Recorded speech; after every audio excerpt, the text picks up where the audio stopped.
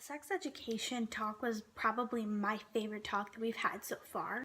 There were, however, a lot of letdowns for me because I thought that since this is like um, a more LGBT tolerant place, that you would talk a little bit more about that. And the lecturer did talk and say how because they're trying to send it to Christian schools as well, they don't want to make it such a big thing or else it's not going to be funded. I do think that sex education should be mandated by the government and fixed by have it set out in the guidelines by the government, because I think that's the best way to get things done, because your schools are going to be super biased and your parents who even knows what they're going to say. When it came to my sex education, it was shit. It was awful. I had to do it online. We had maybe 2 slides about actual sex, and everything else was drugs and drinking and the trimesters of pregnancies, which was great to learn, but there wasn't much else there. And talking to my mom shut me down completely. She handed me a book and goes, "Here, read it. We're not talking about it. We're done." And that really put a damper on my views of sex, and I had to learn a lot from the internet, and I didn't learn properly, and it set me up for a lot of failures when it came to that, which was really, really frustrating. I do think it's important that they do start it young, and I'm really glad that they start it younger here. But I think the way that they phrased a lot of things makes it problematic for the LGBT community, and just for kids in general. There are a lot of things that bugged me. When you first open up, there's a picture of a penis and a vagina. Okay, that's fine. And it talked about how the penis can be circumcised or not circumcised, and how it's different shapes and colors and everything, and it's fine. But when it came to the varieties of vaginas, it just said it's different. And that it makes girls feel it's supposed to look a certain way, and if you don't, you're not normal and there's something wrong, and that's not what we should be teaching young kids. And also, it didn't talk about intersex at all.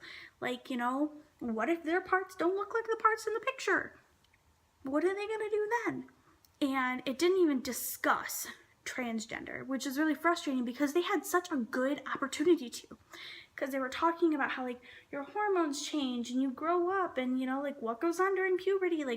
Why couldn't you have just incorporated transgenders, because they have to go through hormones and things happen a little bit differently doing that. And I just think that it was a huge missed opportunity. And it didn't discuss safe sex for lesbians. It didn't talk about how to take care of toys if you use them, or dental dams, or anything that's important for non-straight people. Not even that. Straight people use toys. It should have been addressed, and it wasn't, which is really irritating to me, and I'm really upset with it.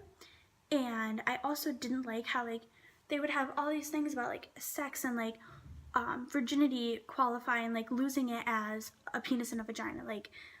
Certain people qualify sex as different things. I don't being gay. Sex for me doesn't involve a penis. Am I gonna say that I lost my virginity or no, because there was no penis involved? So it's that kind of stuff is frustrating. And they talked about how sex is natural, and everybody has this natural urge to do it, and it didn't address asexuality, which is very, very valid. And it didn't talk about any of the spectrums at all. Let it be sexualities or romanticities, being romantic, and genders. And I think that's something that should have been addressed at a younger age, because then it makes it easier growing up, and it takes the LGBT youth out of these boxes that they're in, and it lets them be oh, okay, this is normal, instead of living your whole life in a box saying, oh, I am weird and I'm not normal and I'm wrong. And I do think it's important that it started young. I just wish that it would have changed those things so it would have been more beneficial for more people.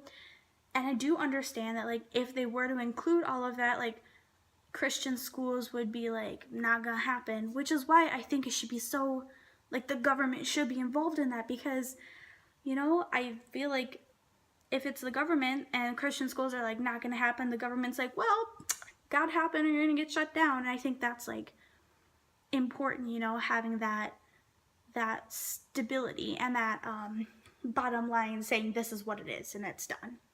And so I really, in the future, I'd really like to see more of these changes, but I do think it's better than what we have in the US.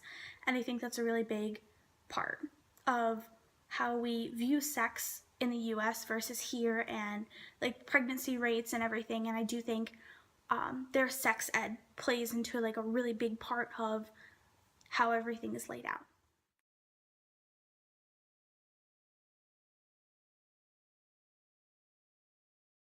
We just learned a lot about sex work, and something that I found like most enthralling to me was how you get a license and like the whole legal process is wrapped around it.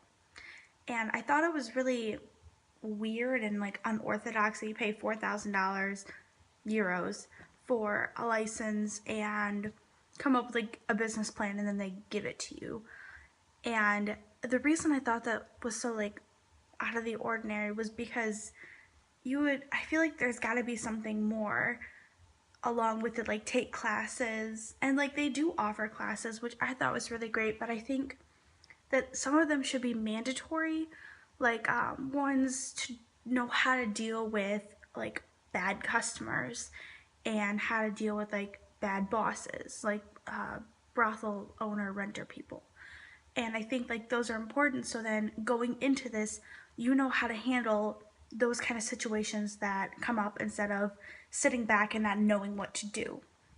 And another thing that I found like really frustrating about the whole process was when they make laws around it, there is nobody in sex work that sits in on this and says, no, this is how it really is.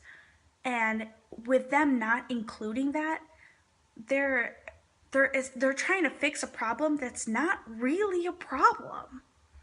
The problem is with like bosses and how police view things and stigma, and with the police not like attending like classes and classes not being mandatory, it's giving way for like problems to arise.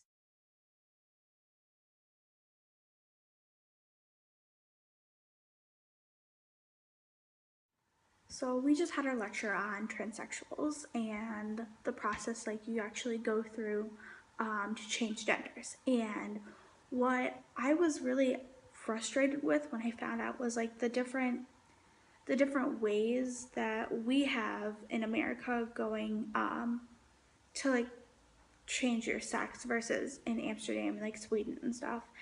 And I'm genuinely curious about everything because I do have many transgender friends. And I have female to male, and I've got male to female. And so to hear all of their stories and then hear somebody else saying, like, oh, this is how we do it here is like something new that's kind of cool.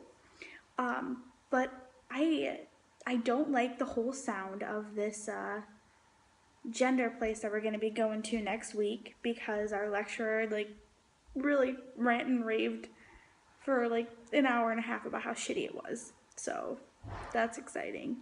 But when we were talking about the readings, something that was really angering to me was when they were talking about how transgender women, it takes much longer for like them to get their surgery because there's like if there's like not a sign of like body mutilation, which I think is complete shit. Like why would you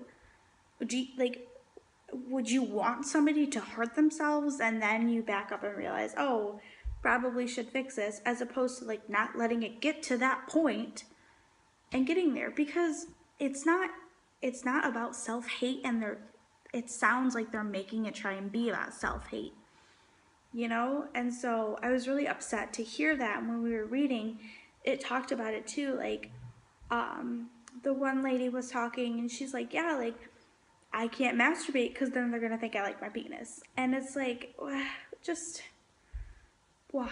Just why? There's not a good reason. And like, I totally plan on bringing all of this up when we go to the gender clinic. And so I'm like really ready for that.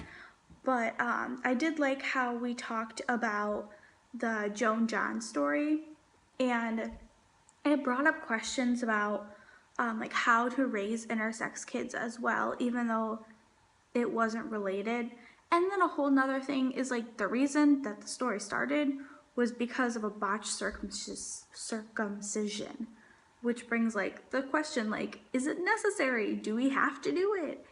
And that's like a whole nother argument there. But I agree with how the one person stated in the reading that you shouldn't raise them as a specific gender. Let them be who they are. Let them pick. Let them decide what they are. And I think that's more important than having somebody like go through their whole life not feeling like they're right, not feeling like they're normal or they fit in, and then having to go through hundreds of thousands of dollars worth of surgery and hormones just to be somebody that they were all along. So I think these are really important points for me to bring up when we go and visit the gender clinic this upcoming week, and I'm really excited to see it.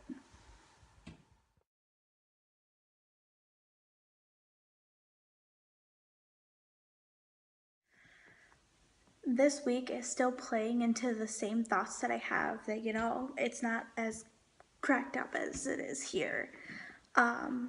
So, you know, I thought because they have the sex reassignment surgeries that are covered on the insurance here, that it's better. But it's not, because I definitely think the process to get to there is a lot harder than what we have in the US. And that's like, it's still mind-boggling to me that, you know, we can think that something is just so liberal and great and happy, and then you come to find out like it's not as great as we think it is. And that's something that I'm still learning and processing, because in my heart, I really want to believe that this is like the greatest place on earth and everything is done right, and it's not. I now have the opportunity to go home and take a look at the kind of steps that they've taken here and the kind of steps that I can take home to, you know, get sex reassignment surgery, you know, in the insurance places, to legalize sex work. And yeah, this is like the big picture, but every big picture starts somewhere small, and I can be a part of that.